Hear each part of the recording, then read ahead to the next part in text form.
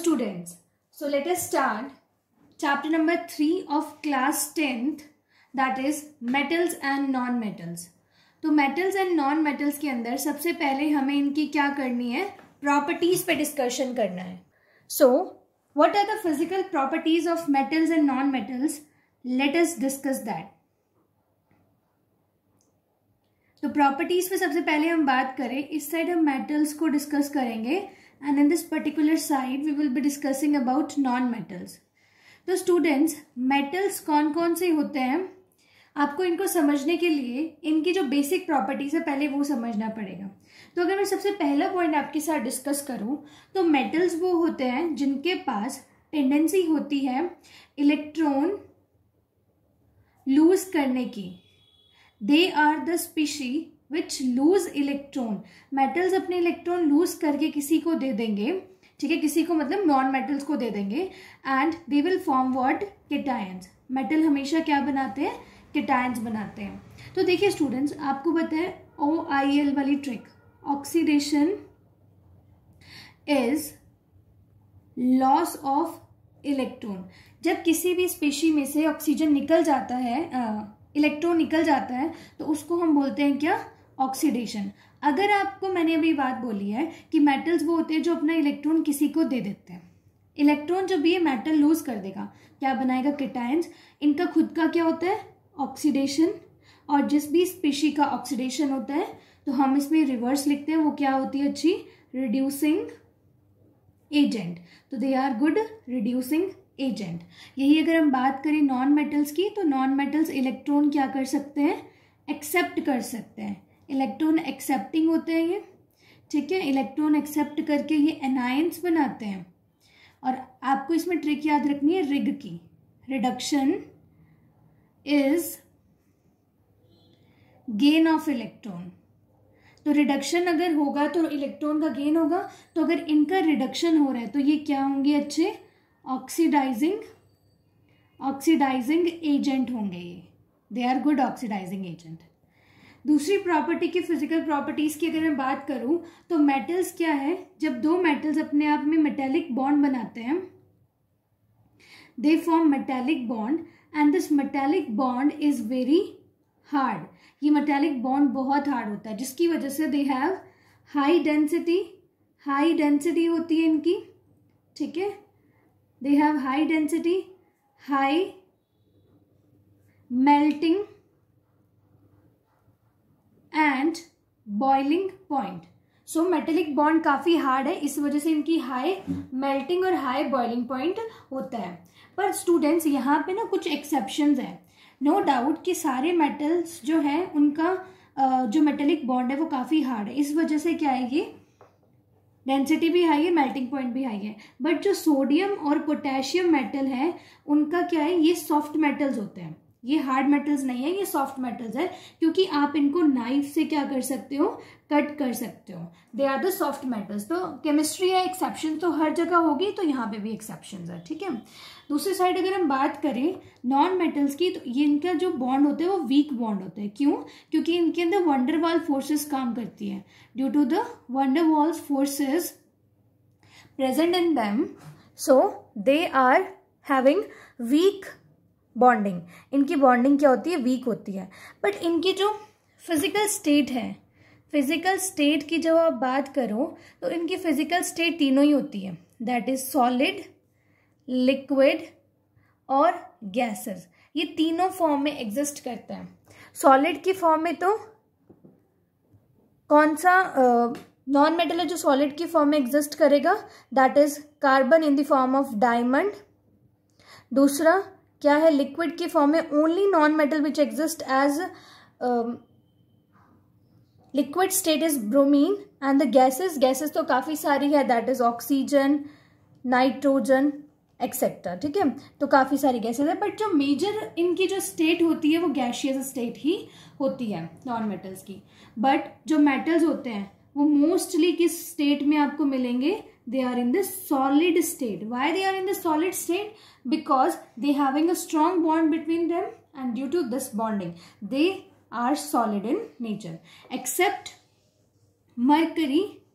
mercury जो है एक ऐसा मेटल है जो कि कैसे एग्जिस्ट करते हैं, लिक्विड एट रूम टेम्परेचर। याद रखना स्टूडेंट्स, इसमें जो आपका इंपॉर्टेंट क्वेश्चन बनेंगे वो एक्सेप्शन से ही बनेंगे।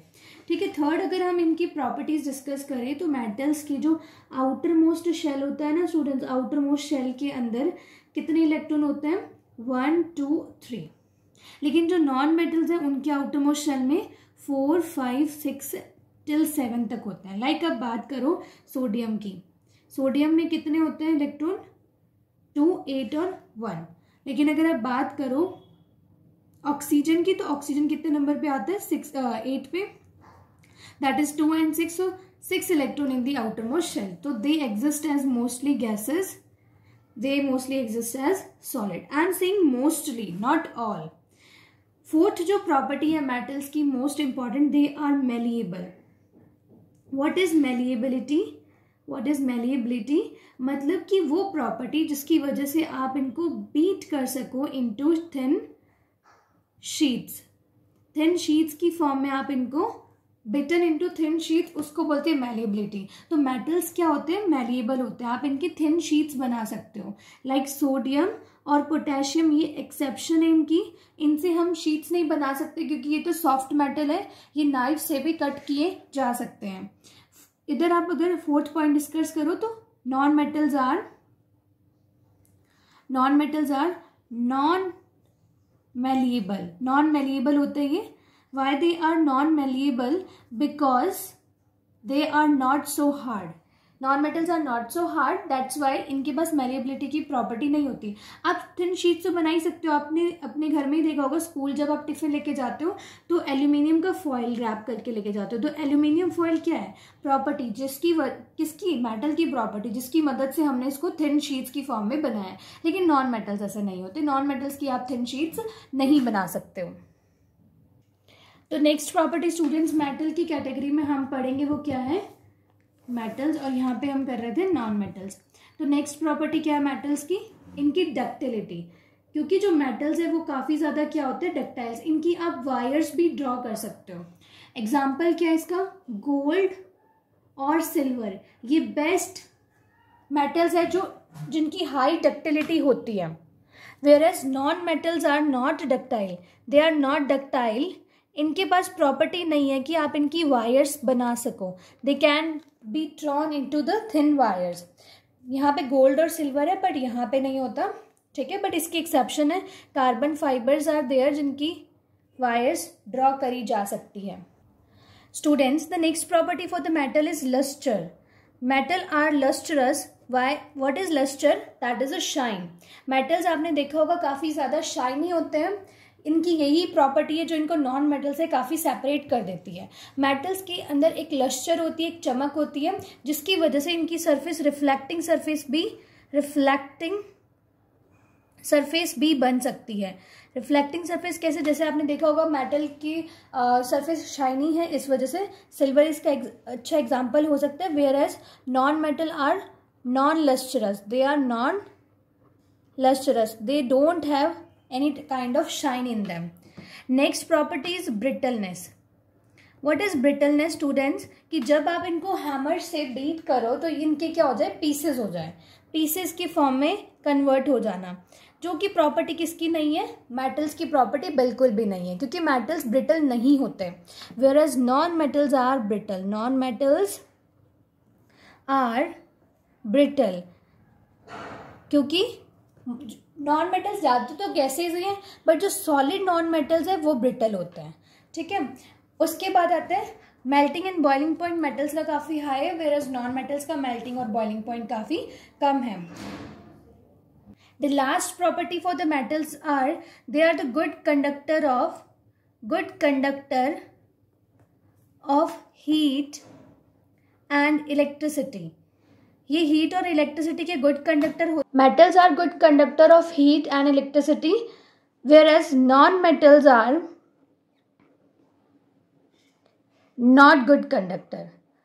सो स्टूडेंट्स, आपको ये बात याद रखनी है। एक और बात, मेटल्स जनरली कैसे होते हैं, हार्ड होते हैं, बट सोडियम और पोटेशियम इसकी एक्सेप्शन है, okay. Whereas non metals are generally solid, gaseous और लिक्विड। लिक्विड में इसका एग्जाम्पल आता है Br2। ओके स्टूडेंट्स, यहाँ पे जो मेटल्स है वो उनमें कोई तरीके की लस्टर नहीं होती, don't have shine in them, shine नहीं होती। बट जो डायमंड है वो इसका एक एक्सेप्शन है, एक्सेप्शन आपको याद करनी है। ठीक है स्टूडेंट, यहाँ से क्वेश्चन बनते हैं। मेटल्स क्योंकि ये कैटायंस बनाते हैं इसलिए ये कैसे होते हैं, इलेक्ट्रो पॉजिटिव होते हैं, क्योंकि ये अपना इलेक्ट्रॉन किसी को भी दे सकते हैं। whereas known metals are electro negative because they accept electrons from the other species to have a negative charge on them. So student, I hope that this video is helpful for you. If you think that my content is helping you, so please subscribe to my channel and share with your friends also. Thank you.